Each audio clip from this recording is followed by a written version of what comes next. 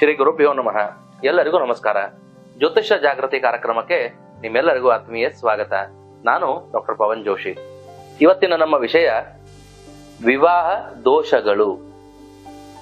ಇವತ್ತಿನ ಕಾಲಮಾನದಲ್ಲಿ ನಾವು ಏನು ತಡ ವಿವಾಹದಲ್ಲಿ ತೊಂದರೆ ಅನುಭವಿಸ್ತಾ ಇದ್ದೇವೆ.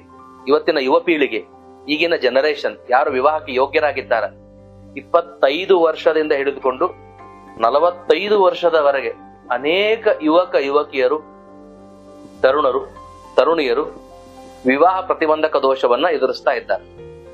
ಹಾಗಾದರೆ ಒಂದು ಪ್ರಶ್ನೆ ಇಲ್ಲಿ ಏನ್ ಕಾಡ್ತಾ ಇದೆ ಅಂತಂದ್ರೆ, ಜ್ಯೋತಿಷ್ಶಾಸ್ತ್ರದ ಅನುಸಾರವಾಗಿ ಇವತ್ತು ನಾವು ದೈವಜ್ಞರು, ಜ್ಯೋತಿಷಿಗಳು ಏನು ಜಾತಕವನ್ನ ನೋಡಿ, ಇಲ್ಲ ಇವಳ ಜಾತಕದಲ್ಲಿ ಮಂಗಳ ದೋಷ ಇದೆ, ಇವಳ ಜಾತಕದಲ್ಲಿ ವಿವಾಹ ಸ್ಥಾನದಲ್ಲಿ ಪಾಪಗ್ರಹಗಳಿದ್ದಾವೆ, ಕಳತ್ರ ಕಾರಕನಾದಂತ ಶುಕ್ರನ ಮೇಲೆ ವಿವಾಹ ಪ್ರತಿಬಂಧಕವನ್ನ ತರುವಂತ ಶನಿಯ ದೃಷ್ಟಿ ಇದೆ, ಶುಕ್ರ ಮತ್ತು ಮಂಗಳರು ಯುಕ್ತರಾಗಿದ್ದಾರೆ, ಚತುರ್ಗ್ರಹಾರಿಷ್ಟ ಯೋಗವಿದೆ, ಲಗ್ನದಲ್ಲಿರ್ತಕ್ಕಂಥ ಗ್ರಹ ನವಾಂಶದಲ್ಲಿ ನೀಚರಾಗಿದ್ದಾರೆ, ಲಗ್ನ ನವಾಂಶ ಎರಡೂ ಕುಂಡಲಿಯಲ್ಲೂ ವಿವಾಹ ಸ್ಥಾನದಲ್ಲಿ ಪೂರ್ವ ಪುಣ್ಯ ಸ್ಥಾನದಲ್ಲಿ ಪಾಪಗ್ರಹಗಳಿರುವ ಕಾರಣ, ಪಾಪಗ್ರಹಗಳ ದೃಷ್ಟಿ ಬೀಳುವ ಕಾರಣ, ಅಥವಾ ಕಳತ್ರ ಭಾವ ವಿವಾಹ ಸ್ಥಾನ ಪಾಪಕರ್ತೃ ಯೋಗದಲ್ಲಿದೆ, ಷಷ್ಟಾಷ್ಟಕದಲ್ಲಿ ಪಾಪಗ್ರಹಗಳಿದ್ದು ಸಪ್ತಮ ಭಾವ ಭಯಂಕರ ಪೀಡಿತವಾಗಿದೆ.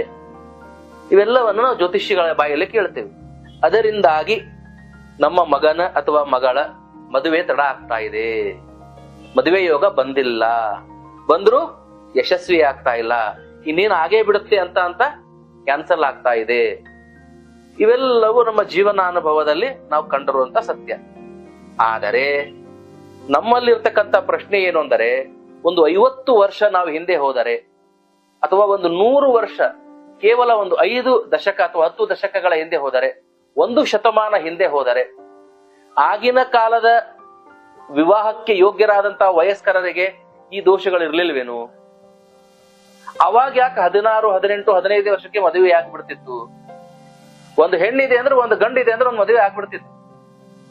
ಒಂದು ಹಳ್ಳಿಯಲ್ಲಿ, ಒಂದು ಊರಿನಲ್ಲಿ ವಯಸ್ಕರನಾದಂತ ಪುರುಷನಿದ್ದರೆ ಋತುಮತಿ ಆಗುತ್ತಿದ್ದಂತೆ ವರ್ಷ 2 ವರ್ಷದಲ್ಲಿ ಅವಳನ್ನ ಕನ್ಯಾಸೆರೆ ಬಿಡಿಸಿಕೊಳ್ಳುವಂತ ಒಂದು ಸಂಪ್ರದಾಯ ಪ್ರತೀತಿ ನಾವು ನೋಡ್ತಾ ಬಂದಿದ್ದೀವಿ.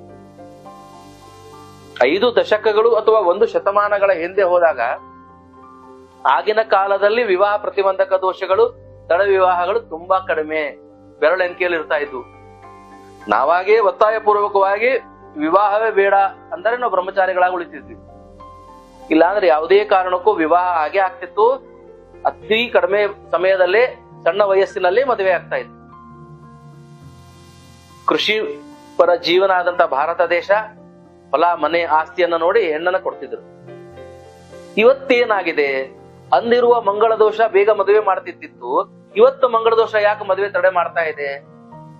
5 ದಶಕಗಳ ಹಿಂದೆ ಇದ್ದಂತಹ ವಿವಾಹ ದೋಷಗಳು ಏನೂ ದುಷ್ಪರಿಣಾಮ ಮಾಡದೆ ಮದುವೆಯನ್ನ ಮಾಡ್ತಾ ಇದ್ವು.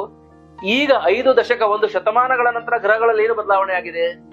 ಯಾಕೆ ಈಗಿನ ಜನರೇಷನ್ 30 ವರ್ಷ 35 ವರ್ಷ ಆದ್ರೂ ಮದುವೆ ಆಗೋದಿಲ್ಲ? ಅದಕ್ಕೆ ಜ್ಯೋತಿಷ್ ಶಾಸ್ತ್ರದಲ್ಲಿ ಇದಕ್ಕೂ ಕೂಡ ಒಂದು ಸ್ಪಷ್ಟನೆ ಇದೆ. ಕೇವಲಂ ಗ್ರಹ ನಕ್ಷತ್ರಂಚ ನ ಕರೋಕ್ತಿ ಶುಭಾಶುಭಂ. ಕೇವಲ ಗ್ರಹ ನಕ್ಷತ್ರಗಳಿಂದ ಎಲ್ಲ ಶುಭಾಶುಭಗಳಾಗ್ತಿರೋದಿಲ್ಲ. ಸರ್ವಮಾತ್ರಂ ಇದಂ ಕರ್ಮ ಲೋಕವಾದೋ ಗ್ರಹ ಇತಿ. ನಮ್ಮ ಕರ್ಮಾನುಸಾರವಾಗಿ ಆಗ್ತಾ ಇರ್ತದೆ. ಇವತ್ತು ಕಾಲಮಾನ ಹೇಗಾಗಿದೆ ಅಂದ್ರೆ, ಹುಡುಗ ಮತ್ತೆ ಹುಡುಗಿ ಹೆಚ್ಚು ವಿದ್ಯಾಭ್ಯಾಸವನ್ನ ಮಾಡ್ತಾರ, ವಿದ್ಯಾಭ್ಯಾಸ ಮುಗಿತಿದ್ದಂತೆ ಉದ್ಯೋಗಕ್ಕೆ ಹೋಗ್ತಾರ, ಉದ್ಯೋಗದಲ್ಲಿ ಸ್ವಲ್ಪ ದಿನ ಕಾಲ ಕಳೆದ ನಂತರ ವಿವಾಹಕ್ಕೆ ಹುಡುಕ್ತಾರ. ಮತ್ತೆ ವಿವಾಹಕ್ಕೆ ಹೆಂಗೆ ಅಂತಂದ್ರೆ, ಹುಡುಗ ಓದಿರ್ತಾನ, ಹುಡುಗಿ ಓದಿರ್ತಾಳ, ಅವ್ರದೇ ಫೀಲ್ಡ್ ಅಲ್ಲಿ, ಅವ್ರದೇ ಡೊಮೇನ್ ಅಲ್ಲಿ, ಅವರೇ ಏರಿಯಾದಲ್ಲಿ ಅವರ ಎಬಿಲಿಟಿ, ಕ್ರೆಡಿಬಿಲಿಟಿ, ಅವರ ಡೆಸಿಗ್ನೇಷನ್, ಅವರ ಯೋಗ್ಯತೆ, ಘನತೆಗೆ ಒಂದು ಕುಟುಂಬದ ಘನತೆ ಇಲ್ಲ. ಈಗ ಹುಡುಗನ ಘನತೆ, ಹುಡುಗಿಯ ಘನತೆ, ಹುಡುಗಿಯ ಘನತೆಯನ್ನು ಮ್ಯಾಚ್ ಮಾಡ್ತೇವೆ ನಾವೀಗ. ಮಟೀರಿಯಲಿಸ್ಟಿಕ್ ಕಾಂಬಿನೇಷನ್ಸ್ ಅನ್ನು ಮಾಡ್ತೇವೆ. ಅದರಿಂದ ಈಗ ಏನಾಗ್ತದೆ ಅಂತಂದ್ರೆ, ಅವಕಾಶಗಳು ಕುಂಠಿತ ಆಗ್ತಾ ಬರ್ತಾವ. ಒಂದು 100 ವರನಿಗೆ ಒಂದು 100 ಕನ್ಯೆ ಇದೆ ಅಂದ್ರೆ, ನಾವು ಕಂಡೀಷನ್ ಅಪ್ಲೈ ಮಾಡ್ತಾ ಮಾಡ್ತಾ ಮಾಡ್ತಾ ಮಾಡ್ತಾ ವರಗಳೇ ಇಲ್ದಂಗ ಹೋಗ್ತಾವ, ಕನ್ಯೆಗಳೇ ಇಲ್ದಂಗ ಹೋಗ್ತಾವ. ಅದರಲ್ಲಿಯೂ ಎಲ್ಲರಿಗೂ ತಿಳಿದ ಹಾಗೆ ಇವತ್ತಿನ ಕಾಲಮಾನದಲ್ಲಿ ಹೆಣ್ಣಿನ ಸಂಖ್ಯೆ ತುಂಬಾ ಕಡಿಮೆ ಆಗಿದೆ. 4, 5, 7, 8 ವರನಿಗೆ ಒಂದು ಕನ್ಯೆ ಇದೆ. ಹಂಗಾಗಿ ಅನೇಕ ಅಂತರ್ಜಾತೀಯ ವಿವಾಹಗಳು, ವಿವಾಹ ಪ್ರತಿಬಂಧಕಗಳು, ಅನೈತಿಕ ಸಂಬಂಧಗಳು, ದೋಷಗಳು ಬೇಕಾದಷ್ಟು ನಡೀತಾ ಇದೆ. ಇವತ್ತಿನ ಕಾಲಮಾನದಲ್ಲಿ ನಾವು ನೋಡುವ ದೋಷಗಳು ಹಿಂದೆ ಇರ್ಲಿಲ್ಲೇನು? ಇದು ನನ್ನ ಪ್ರಶ್ನೆ. ಹಿಂದೆ ಯಾಕೆ ಆ ದೋಷಗಳು ವೈವಾಹಿಕ ಸಮಸ್ಯೆಗಳನ್ನ ತರಲಿಲ್ಲ, ತಡ ವಿವಾಹಗಳನ್ನ ತರಲಿಲ್ಲ? ಅವಾಗೂ ಇದ್ದು. ಆದ್ರೆ ಇವತ್ತೇನು ದೊಡ್ಡ ಒಂದು ಭಾರತಾದ್ಯಂತ ಒಂದು ದೊಡ್ಡ ವಿಷಯ ಆಗ್ಬಿಟ್ಟದೆ ಇದು. ಮದುವೆ, ಹೆಣ್ಣೇ ಇಲ್ಲ, ಒಳ್ಳೆ ಹೆಣ್ಣಿದ್ದರೆ ಒಳ್ಳೆ ಗಂಡುಗಳಿಲ್ಲ ಅನ್ನೋ ಒಂದು ದೊಡ್ಡ ಏನೊಂದು ಸಮಸ್ಯೆ ಆಗಿದೆ. ನ್ಯಾಷನಲ್ ಇಶ್ಯೂ ಅಂತಾನು ಕರಿಬಹುದು ಇವತ್ತು ನಾವು. ಆಗಿದೆ. ಇಷ್ಟು ದೊಡ್ಡ ಸಮಸ್ಯೆ ಅವಾಗ ಇರ್ಲಿಲ್ಲ. ಅವಾಗ ಪಾಪ ಮದುವೆ ಮಾಡ್ಲಿಕ್ಕೆ ದುಡ್ಡು ಇರ್ತಿರ್ಲಿಲ್ಲ ಅಂತ ಒದ್ದಾಡ್ತಿದ್ರೆ ವಿನಃ ಒಂದು ಹೆಣ್ಣಿಗೆ ಗಂಡು, ಗಂಡಿಗೆ ಹೆಣ್ಣು ಇದ್ದೇ ಇರ್ತಿತ್ತು. ಏನು ಸಮಸ್ಯೆ ಇರ್ಲಿಲ್ಲ. ಅವಾಗ ಒಂದು ಕುಟುಂಬದಲ್ಲಿ ಒಂದು ಗಂಡ ಹೆಂಡತಿಗೆ 6, 8, 10 ಮಕ್ಕಳು ಕಣ್ಣು ಮುಚ್ಚಿ ಕಾಣ್ತಾ ಇದ್ದಾರೆ, ಎಲ್ಲಾದ್ರೂ ಮದುವೆ ಮಾಡ್ಬಿಟ್ಟಿರ್ತಿದ್ರು. ಗಂಡ ಹೆಂಡತಿ 40, 45 ವರ್ಷ ಬರೋದಕ್ಕ ಎಲ್ಲಾ ಮಕ್ಕಳು ಮದುವೆ ಆಗ್ಬಿಟ್ಟಿರ್ತಿತ್ತು. ಈಗ ನಮಗ್ 60 ವರ್ಷ ಅದ, ಮಕ್ಕಳಿಗೆ 20 ವರ್ಷ ಆಗಿರ್ತದ. ಯಾಕಂದ್ರೆ ನಾವು 35 ವರ್ಷಕ್ಕೆ ಮದುವೆ ಆಗಿರ್ತೀವಿ.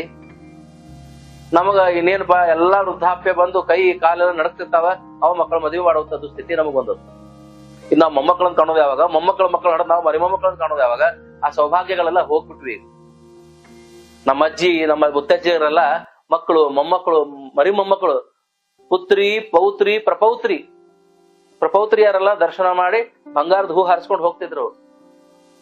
ಇದಕ್ಕೆ ಮೂಲ ಕಾರಣ ಇವತ್ತಿನ ಕಾಲಮಾನದ ಆಧುನಿಕತೆ, ವೆಸ್ಟರ್ನೈಸ್ಡ್ ಲೈಫ್ ಅನ್ನು ನಾವೇನು ಅವಲಂಬಿಸಿ ಜೀವನ ಮಾಡ್ತಾ ಇದ್ದೀವಿ, ಇದು ಹೆಚ್ಚು ಪರಿಣಾಮವಾಗಿ, ಗ್ರಹಗತಿಗಳಿಗಿಂತ ಇದು ಹೆಚ್ಚು ಪರಿಣಾಮವಾಗಿ ವಿವಾಹ ಪ್ರತಿಬಂಧಕಗಳು ಹೆಚ್ಚಾಗ್ತಾ ಇದೆ, ವಿವಾಹಗಳು ತಡವಾಗ್ತಾ ಇದೆ, ವಿವಾಹದಲ್ಲಿ ದೋಷ ಬರ್ತಾ ಇದೆ. ಹಿಂದಿನ ಕಾಲದಲ್ಲೂ ದೋಷ ಇತ್ತು, ಇವತ್ತಿಗೂ ದೋಷ ಇದೆ. ಆದರೆ ಇವತ್ತು ಪರಿಸರ ಮತ್ತೆ ಪರಿಸ್ಥಿತಿ ಮದುವೆಯನ್ನ ತಡ ಮಾಡ್ತಾ ಇದೆ. ಹಾಗಾಗಿ ಇದಕ್ಕೆ ಸುಲಭೋಪಾಯ ಏನೆಂದರೆ, ನಾವು ದೇವರ ನಾಮಸ್ಮರಣೆ, ಕುಲದೇವರ ಪೂಜೆ, ನಾನು ಹಿಂದೆ ಹೇಳಿದ ಪರಿಹಾರಗಳು ಅಂದರೆ ಸೌಂದರ್ಯಲಹರಿ 5ನೇ ಶ್ಲೋಕ, ಹರಿಸ್ವ ಮಾರಾಧ್ಯ ಪ್ರಣತಪರ ಸೌಭಾಗ್ಯ ಜನನಿ, ಪುರುಷರಿಗೆ ಸ್ತ್ರೀಯರಿಗೆ ಆ ಪಂಚಬಾಣೇಶಿ ಗೌರಿ ಸ್ತೋತ್ರ, ತ್ವರಿತ ರುದ್ರ ಶಾಂತಿ, ಹರಿದ್ರ ಗಣಪತಿ ದೇವರ ಮಂತ್ರ ಜಪ ಪೂಜೆ, ಹೀಗೆ ಆಮೇಲೆ ಮುಖ್ಯವಾದಂತಹ ಲಕ್ಷ್ಮೀ ಹೃದಯ, ನಾರಾಯಣ ಹೃದಯ ಪಾರಾಯಣ, ಗಿರಿಜಾ ಕಲ್ಯಾಣ, ವಿಷ್ಣು ಸಹಸ್ರನಾಮ ಪಾರಾಯಣ, ಹೀಗೆ ಅನೇಕ ಪರಿಹಾರೋಪಾಯಗಳಿಂದ ವರನಿಗೆ ವಧು ಪ್ರಾಪ್ತಿ, ವಧುವಿಗೆ ವರ ಪ್ರಾಪ್ತಿ ಆಗುವಂತ ಪರಿಹಾರೋಪಾಯಗಳು ಪುರಾಣಗಳಲ್ಲಿ, ಶ್ಲೋಕಗಳಲ್ಲಿ ಸಿಗ್ತಾವ. ಆದರೆ ಈ ಸಮಾಜಮುಖಿಯಾಗಿ ಬರುವಂತಹ ಸಮಸ್ಯೆಗೆ, ಸಮಾಜದಿಂದ ಉತ್ಪತ್ತಿಯಾದಂತಹ ಈ ಒಂದು ಅನಿವಾರ್ಯ ಸ್ಥಿತಿಗೆ ಏನು ಪರಿಹಾರ? ಇದಕ್ಕೆ ಬಹಳ ಕ್ಲಿಷ್ಟವಾದಂತಹ ಸ್ಥಿತಿ ಇರುವುದರಿಂದ ಕಾಂಪ್ರಮೈಸ್, ಹೊಂದಾಣಿಕೆ, ಹೆಚ್ಚು ಮಟೀರಿಯಲಿಸ್ಟಿಕ್ ಪಾಸಿಬಿಲಿಟಿಯನ್ನ ನೋಡದೆ, ಘನತೆ, ಗೌರವ, ದುಡ್ಡು, ಅಧಿಕಾರ, ವಿದ್ಯೆಗೆ ಗೌರವ ಕೊಡದೆ, ಸ್ವಭಾವ, ಗುಣ, ಮನೆತನ ಇದಕ್ಕೆ ನಾವು ಹೆಚ್ಚು ಪ್ರಾಶಸ್ತ್ಯತೆಯನ್ನ ಕೊಟ್ಟು ಮದುವೆ ಮಾಡಿದರೆ ಎಷ್ಟೋ ದಾಂಪತ್ಯ ಸಮಸ್ಯೆಗಳು, ವಿವಾಹ ಪ್ರತಿಬಂಧಕ ದೋಷಗಳು ಕಡಿಮೆಯಾಗುತ್ತದೆ ಅಂತ ಹೇಳಿ ನಾನು ಅನುಭವದಲ್ಲಿ ಕಂಡಿದ್ದೇನೆ. ಹಾಗಾಗಿ ಇವತ್ತು ನಮ್ಮ ವೀಕ್ಷಕರಲ್ಲಿ ಹೇಳುವುದೇನಾದರೆ, ಮಂಗಳ ದೋಷ, ವಿವಾಹ ದೋಷ, ವೈವಾಹಿಕ ಜೀವನ ದೋಷ ಹಿಂದೂ ಇತ್ತು, ಇವತ್ತಿಗೂ ಇದೆ. ಆದ್ರೆ ಇವತ್ತು ಅದು ಬಹಳ ದೊಡ್ಡ ಭಾರತದ ನ್ಯಾಷನಲ್ ಇಶ್ಯೂ ಆಗಿ ಕೊಡ್ತದ. ಯಾಕಂದ್ರ ನಮ್ಮ ಜೀವನ ಶೈಲಿ, ಜೀವನ ಪದ್ಧತಿ, ನಾವು ಬೆಳೆಯುತ್ತಿರುವ, ಹೋಗುತ್ತಿರುವ ರೀತಿ ನೀತಿ ನಮಗೆ ಕಂಟಕವಾಗಿದೆ, ಮುಳ್ಳಾಗಿದೆ ಎಂದು ಹೇಳಿದರೆ ತಪ್ಪಾಗಲಾರದು. ಹಾಗಾಗಿ ನಾವು ಗ್ರಹ ದೋಷವನ್ನು ಪರಿಹಾರ ಮಾಡಿಕೊಳ್ಳಬಹುದು ಪೂಜೆ ಪುನಸ್ಕಾರದಿಂದ. ಆದ್ರೆ ಸಮಾಜಮುಖಿಯಾಗಿ ನಾವು ಅನುಭವಿಸ್ತಿರತಕ್ಕಂತಹ ಸಮಸ್ಯೆಗೆ ಏನು ಪರಿಹಾರ? ಇದನ್ನ ಪರಿಹರಿಸುವುದು ಹೇಗೆ? ಇದು ಯಾರ ಕೈಯಲ್ಲಿದೆ? ಇದು ಒಂದು ಯಕ್ಷ ಪ್ರಶ್ನೆಯಾಗಿದೆ. ಹಾಗಾಗಿ ಸಮಾಧಾನ, ತ್ಯಾಗ, ಅಡ್ಜಸ್ಟ್ಮೆಂಟ್, ಕಾಂಪ್ರಮೈಸ್ ಮಾಡಿಕೊಂಡು ಸ್ವಭಾವ, ಗುಣ, ಮನೆತನ, ನಡವಳಿಕೆ ಇದಕ್ಕೆ ಹೆಚ್ಚು ಪ್ರಾಶಸ್ತ್ಯತೆಯನ್ನು ಕೊಟ್ಟು ಮದುವೆ ಮಾಡುವ ನಿಟ್ಟಿನಲ್ಲಿ ಹುಡುಗ ಹುಡುಗಿಯ ಮನೆತನದವರು ಹೋದರೆ ಎಷ್ಟೋ ಸಮಸ್ಯೆಗಳು ಪರಿಹಾರವಾಗುತ್ತದೆ, ಮದುವೆ ದೋಷವು ಕಡಿಮೆ ಆಗುತ್ತದೆ ಅಂತ ಹೇಳಿ ಸಮಾಜಮುಖಿಯಾಗಿ ಪರಿಹಾರವನ್ನು ನಾನು ಹುಡುಕಿದ್ದೇನೆ.